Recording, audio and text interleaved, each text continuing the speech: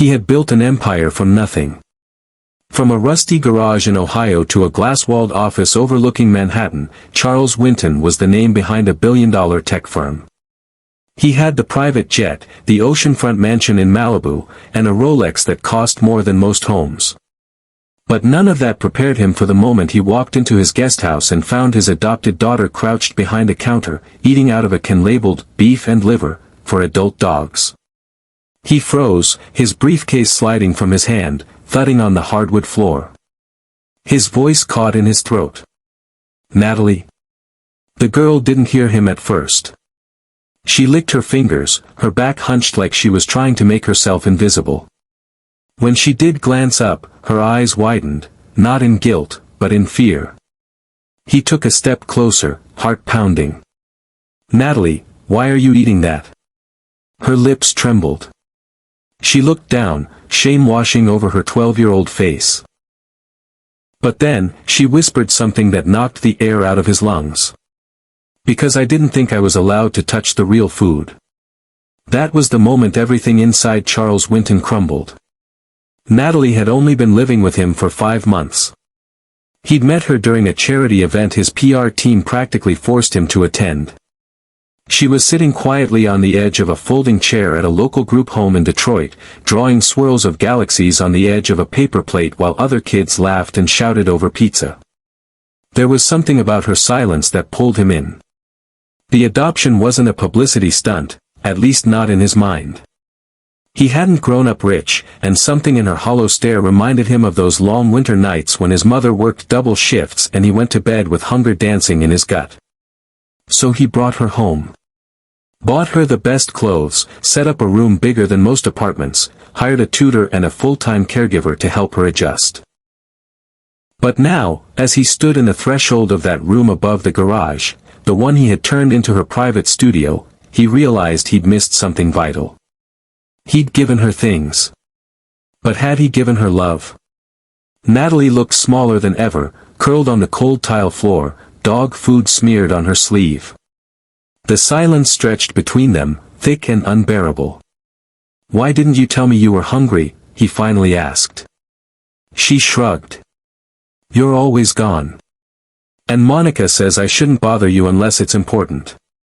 Charles blinked. Monica. The caregiver.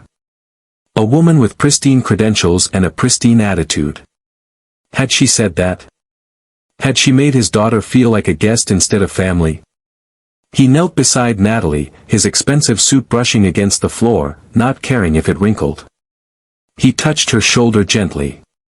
"Sweetheart, food is never something you have to ask permission for. This is your home." She didn't respond, just looked away. The next few hours passed in a blur.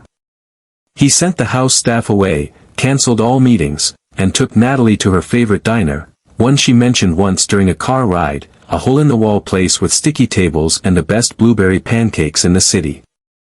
They sat in a booth by the window, and for the first time, Charles saw her smile without hesitation. Over pancakes and whipped cream, she started to open up. Not all at once.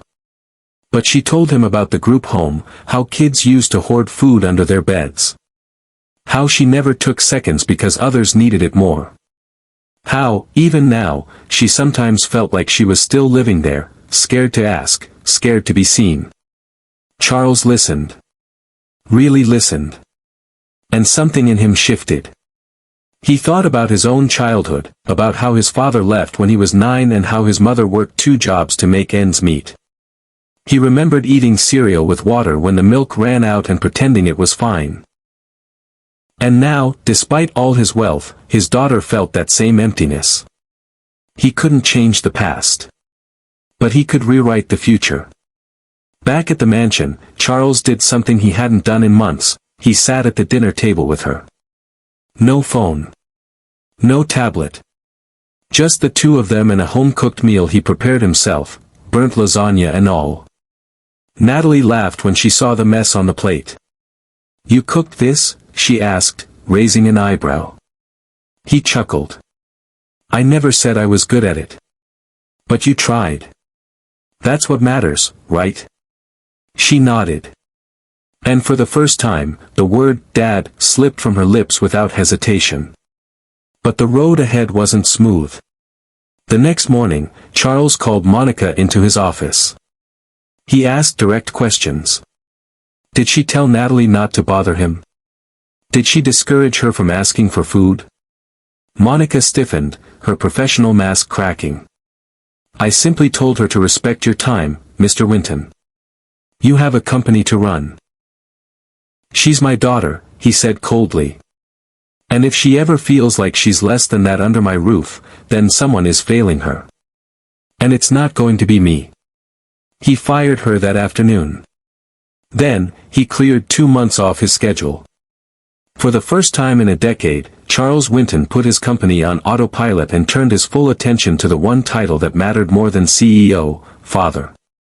He and Natalie began spending every morning together.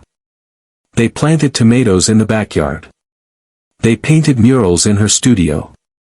They argued over whether peanut butter belonged on waffles. He read every book about trauma and adoption he could find. Some nights, she still had nightmares. Some days, she barely spoke. But she was healing. And so was he. A few weeks later, they visited a shelter together, not to adopt, but to volunteer. Charles wanted Natalie to see how much power she had now, not just as a survivor, but as someone who could make others feel seen. She spent an afternoon helping kids with an art project. Charles watched from a distance as she gently guided a little boy's hand across a canvas, encouraging him to use more color. He hadn't seen her so alive before. Not even in the mansion's art room filled with supplies. It wasn't about the tools, it was about connection. That night, on the ride home, Natalie turned to him and said, "Can we go again next week?" He smiled. "As many times as you want." Things didn't magically become perfect. They had tough days. There were setbacks. Natalie still had moments when she would sit in silence, picking at her food, unsure if it was okay to ask for more. But Charles was there every time, sitting beside her, reminding her with his presence, not just his words, that she was home. One particular evening stood out. They were making grilled cheese sandwiches, well, burning them, and Charles had just put on some Motown records, trying to get her to dance. She rolled her eyes at first but eventually giggled and joined in, swaying clumsily in her socks on the kitchen tiles. Midway through a twirl, she looked up at him and said, "You really don't have to try so hard." He paused. "Try what?" "To be something you're not." "I know you're scared too." Charles leaned on the counter, breath catching in his chest. "Yeah. I am. I'm scared I'll mess this up. That I won't be enough for you."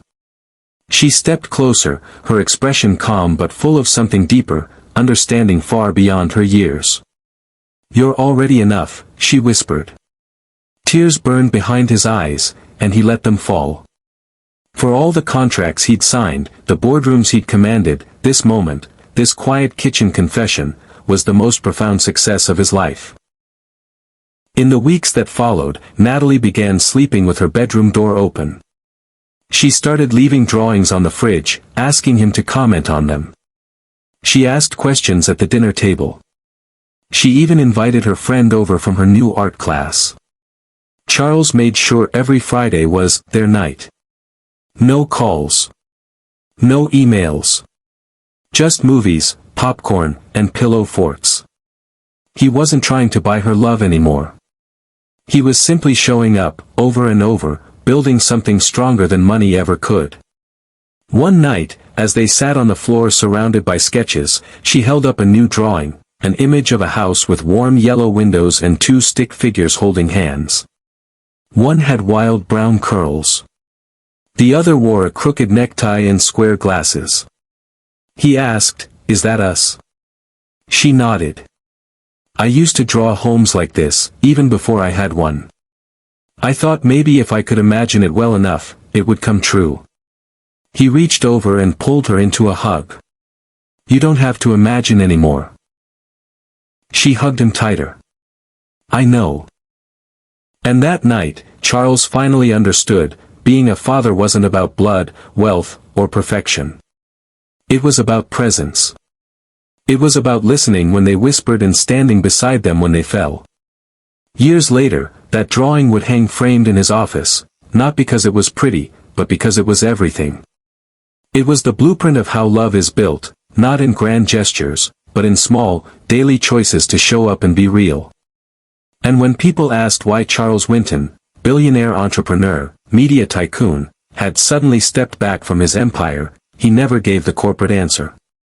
He simply smiled and said, "Because my daughter needed me. And I needed her more than I ever realized."